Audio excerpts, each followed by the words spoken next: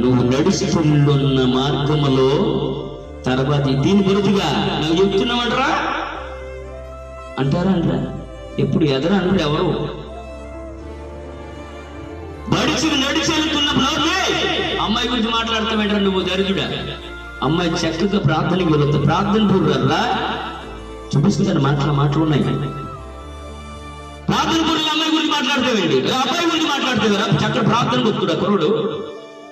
దరిద్రుడాన్ని వారు ఉన్నారంటే ఎందుకని? ఇది ఇక్కడ బైబిల్ చెప్తున్న మాట ఏమిటంటే యవ్వన బట్టి ఎవ్వడు నిన్ను తునీకరింపకూడదు. అంటే బాల్య దశలో నుంచి వచ్చి యవ్వన దశలో అడిగి పెట్టిన ధరనే వాక్యం చెబుతూ నేను ఎప్పట్లో మన అందిడతాడు.